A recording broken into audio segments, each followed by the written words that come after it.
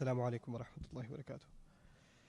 أعوذ بالله من الشيطان الرجيم. بسم الله الرحمن الرحيم.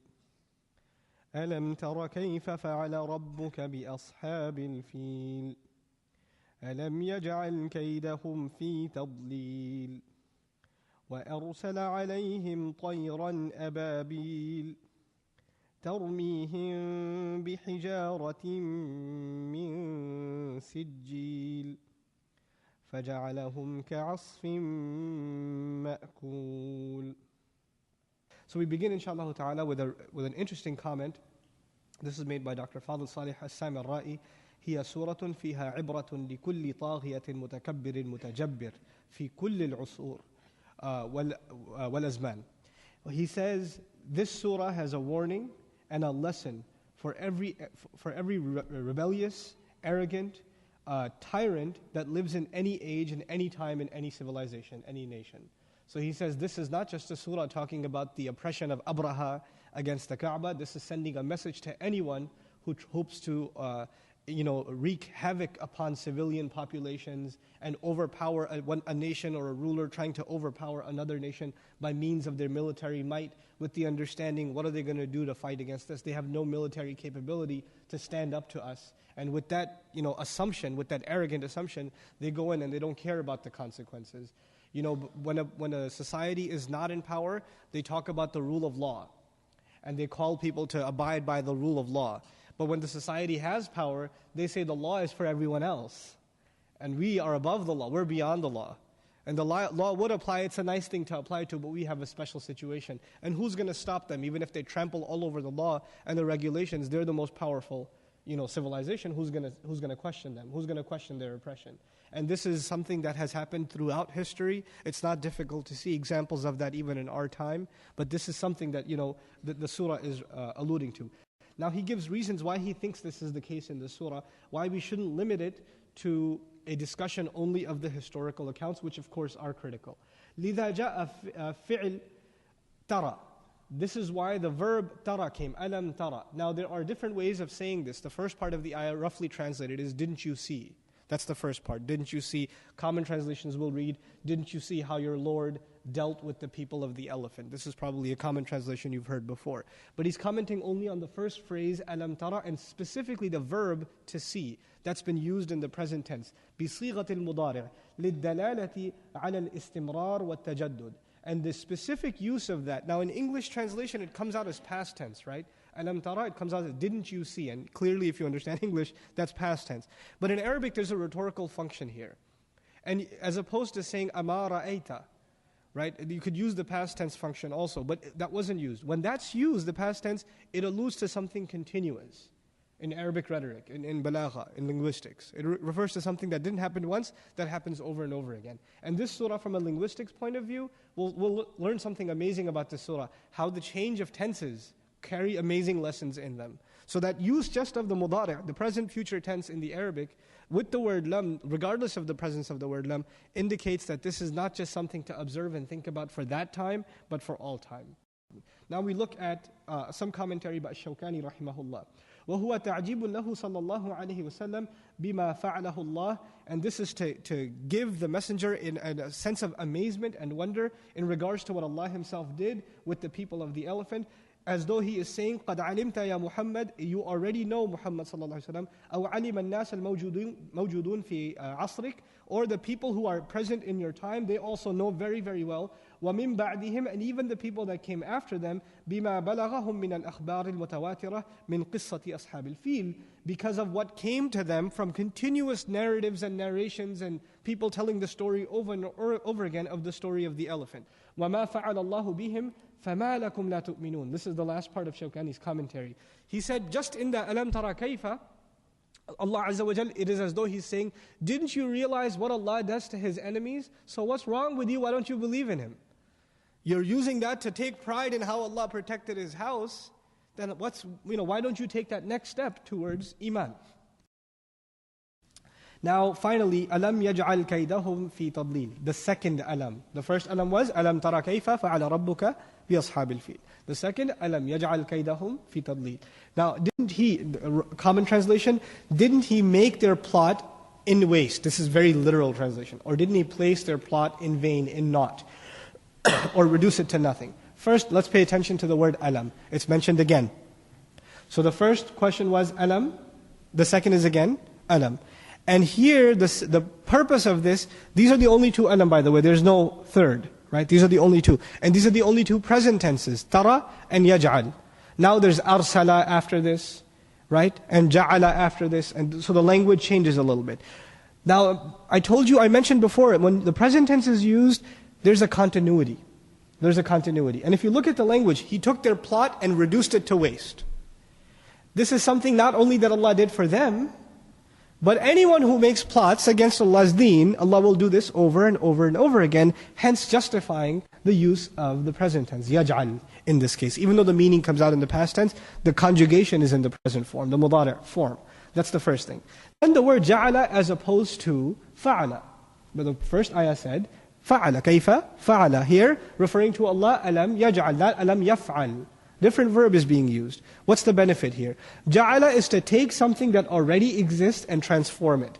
What the word itself indicates is Allah let them have their plan, let them finish the entire execution of it, plan it out for months and months, secure the funds, secure the army, secure the training, secure the means for the journey, let them run it the whole way and put it to waste at the very end. He transformed, he morphed the plan at the very end. In other words, he didn't deviate the plan in the beginning. He could have not allowed them to consume an army, or to amass an army, or to come up with the funds, or to be able to make it all the way. They could have never met Abu Rigal. Remember the navigator that got them all the way to Mecca? They could have never met him if Allah had wanted. But He let them think the plan is in order. But He took that plan and made it different at the very end. So that's what ja'ala seems to indicate, is that this is, alam yaj'al, that Allah Azza wa Jal let them played them along, basically played them. And at the end, Allah Azza wa Jal pulled the strings on them. By the way, I don't know if I've given you this parallel before, but it's an interesting parallel. My teacher, Dr. Sami, used to give it to me. He says, when someone's rebellious, one of the things Allah does is, He lets them go free. And they feel like they got no problems, they can get away with anything. And it's compared to a dog that is wild. It's barking at you, it's biting at you, so you tie it up, right? And you tie it up with a 1-foot leash, so it can't really move much. But if you really want to punish this dog, you take it in an open field and tie it to a 400-foot leash. Because if you tie it to a 400-foot leash, you know what's going to happen? It's going to think that it's free, and it's running full speed.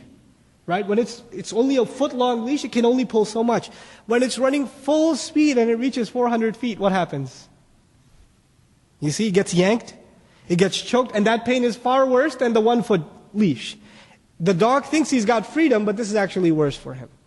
وَيَمُدُّهُمْ فِي طُغْيَانِهِمْ يَعْمَهُونَ. Allah extends them in their rebellion. Let them remain blind in it. So Allah extended their means all the way to get to the Kaaba. Allah could have destroyed them much before, but He let them execute their plan. Let them play along. Let them dig their hole deeper. This will only make their punishment worse. Not only are they mushrikun, but they're committing crimes against Allah Azza wa Jalla. Okay. وَأَرْسَلَ عَلَيْهِمْ طَيِّرًا أَبَابِيلَ. And He sent against them birds. That's I'm again literal translation right now. He sent against them birds, ababil, herds upon herds upon herds. Now, just a historical comment describing the birds. When Abdul Muttalib turns back, فَالْتَفَتَ, he turned away, وَهُوَ يَدْعُو, and he was making dua to Allah. فَإِذَا هُوَ بِطَيْرٍ, then all of a sudden he sees birds. مِن نَحْوِ الْيَمَنِ, coming from the direction of Yemen, which is interesting because the army also came from Yemen, right? Wallahi, he says. فَقَالْ, he says, I swear by Allah, إِنَّهَا لَطَيْرٌ غَرِيبَةٌ. It is very strange kinds of birds for sure. مَا هِيَ بِنَجْدِيَّ وَلَا تَهَامِيَّ. They're not from Najd and they're not from Tahama. كَانَ مَعَ كُلِّ طَائِرٍ حِجْرٍ فِي مِنْقَارِهِ وَحِجْرَانٍ فِي رِجْلَيْهِ. And in every single bird there would be a pebble in its beak and 2 pebbles in each of its claws, in its feet. Okay? So that's his description of it. قال أبو عبيدة أبابيل. Abu Ubaidah describing the word أبابيل says, جماعات في تفرقة. Multiple groups of different kinds. In other words, it wasn't one species of bird, there were many different species of birds.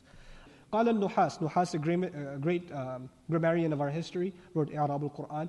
وحقيقته أنها جماعات عظام. And the reality is that these are huge groups, huge, awesome flocks of birds, not one, but many different flocks of birds. I haven't seen too many birds in Texas, but if you travel between like New York and Maryland, sometimes birds are migrating, especially in the area of Delaware, a lot of birds, right? So you'll see for a good half hour, just a flock of tens of hundreds of thousands of birds, a continuous stream. And according to other historical narrations, they were coming from every direction, and you couldn't see the sky, it became dark. SubhanAllah. It's an incredible scene to even imagine. Okay. The first thing to note here is Allah Azza wa Jal sent upon them, which what we learned in the previous ayah, He sent birds upon them. In another surah, in Surah Al-Ahzab, to defend the believers in the battle of Al-Ahzab, Allah sent wind against disbelievers. So Allah said, فَأَرْسَلْنَا عَلَيْهِمْ رِيحًا وَجُنُودًا لَمْ تَرَوْهَا. We sent against them winds and armies you couldn't even see. So there are armies of angels, birds in this case, wind. So Allah Azza wa Jal says, وَمَا يَعْلَمُ جُنُودَ رَبِّكَ إِلَّا هُوَ.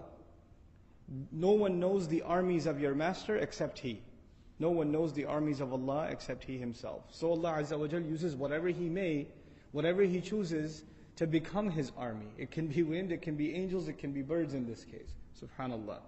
There are interesting vocabulary inside this ayah. The first word, tarmihim, is the present form of the word rama. Now, this is a past tense incident. This is something that happened in the past. But tarmi is being used. The present tense is being used. When the mudari' form is used to refer to something in the past tense, the purpose of that is to mention that something happened over and over again. In other words, they didn't just throw it once, they kept throwing. The pebbles, they kept coming down and kept coming down. So if the word ramat was used, ramathum bihijaratin min sijil, it would just mean once, and that's it, they fell. But it seemed like it just keeps on coming like rain, and that is captured in the word tarmihim in the present form. Then the word rama yarmi, the origin of the word, doesn't just mean to throw or to pelt. The first meaning of it is to throw something from a distance.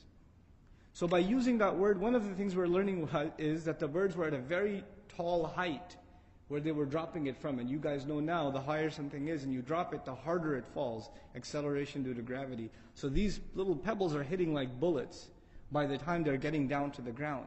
The other thing is, Rama includes, or this Rami in Arabic includes something that is thrown, not just thrown, but thrown with a specific target that you're aiming for. And by using this word, Allah Azza wa Jalla is teaching us every single pebble, it's like Allah Azza wa Jalla targeted every single criminal that it's supposed to hit and where it's supposed to hit them. So it's these guided missiles that Allah Azza wa Jalla was sending with the word tarmihim, that He sent against them. Then in regards to how these pebbles hit, إِنَّ الْحَجَرَ كَانَ يَدْخُلُ مِنْ رَأْسِ أَحَدِهِمْ وَيَخْرُجُ مِنْ أَسْفَلِهِ. That the pebbles, they would enter into the skulls. And this is important because the skull is the hardest bone. It's the toughest bone to break. Right? And the only way you can bash somebody's skull really is like a bullet or something, right? It's something really hard hits it. But the pebbles would go into their skull and come out from behind them. It would go through them. And that's what the eyewitness accounts are describing. Now we come to the final ayah. By the way, you notice already the language is very, very graphic. It's full of very strong, sharp, not very pleasant imagery. Right? Allah didn't just say He destroyed them, He is giving us really explicit details of how He destroyed them. You know why that's important? Because of the word kayfa in the beginning of the surah. Allah didn't just say what He did with them, how He did with them. And when you ask the question how, the answer comes with details. When you say, what did you do? You could just say, I ate lunch. When you say, how did you do it? Then you're describing details, you're giving details, you understand? So the graphic language in the surah is perfectly situated because of the word kaifa instead of the word mada. What did your master do? No, how did your master deal with them? How did He destroy them? So the answer is coming in this surah. Then we find these two words, asfim, faja'alahum, then He made them, He transformed them. Ja'ala in Arabic is used when you have something and you turn it into something else. Like you can take wood and turn it into a table, ja'ala. Not khalaqa. Khalaqa means you created it out of nothing. But ja'ala, you took something and you made it something else. Okay? So for example, in Allah Azza wa Jalla says, وَكَذَلِكَ جَعَلْنَاكُمْ أُمَّةً وَسَطًا. He took you, He made you into a nation, a balanced nation. So you're already there, but He transformed you. So Allah is saying these people, Allah transformed them. So that, and by the way, when ja'ala is used, someone was something else before and there's something else after. So they were a powerful army before. And now when Allah transformed them, what did they become? Now we'll find out. فَجَعَلَهُمْ. He didn't say فَجَعَلَهُمْ عَصْفٌ مَأْكُولٌ. He said كَعَصْفٍ مَأْكُولٌ. Ka is used for tashbih. Is used to give likeness. He made them like. He made them like. So Allah wants us to compare what they look like to something you can see. This is also important. We're not there. We're not in front of these armies. We didn't see what happened. It's not on video. So Allah is presenting us video by means of His words. He's presenting us the imagery by means of His words. You want to know what they look like? Because I asked you to wonder, how did I deal with them? You want to know how they look like? Let me tell you, they looked like ka and then asfin ma'kul. So let's look at both of these words one at a time. Asf in Arabic and asif especially is used for winds. Winds that blow, cut off leaves that are, these crumpled up leaves. Especially in the fall, they're all over the ground. And when wind is blowing, you see them in the air. That kind of wind is called asifa, or rihin asif. Asif, literally that which is blowing the leaves and the pebbles in the air. Asfa actually is the leaf of a tree that has been cut off and withered and broken up. That's what that is. Asf is also used for straws, because when the wind blows, what else blows with? These tiny straws in the ground that are weak, they get plucked out and they're flying all over in the air, right? So that's what the word asf is. But he says he made them like asf, but he added ma'kul, chewed up, eaten. Ma'kul means that which is eaten.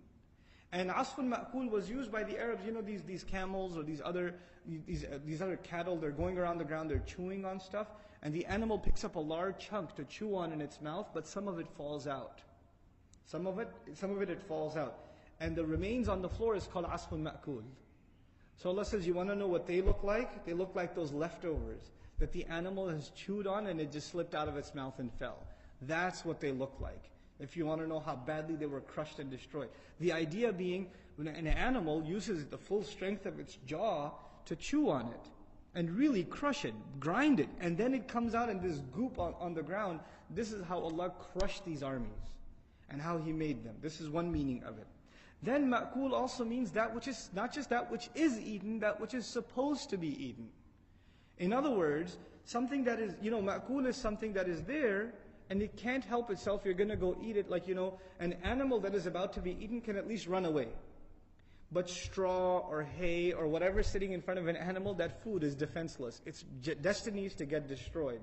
Allah compares them to a helpless piece of food that has no option but to get eaten up by its enemy. It's like they had no escape. So asfun ma'kul is used.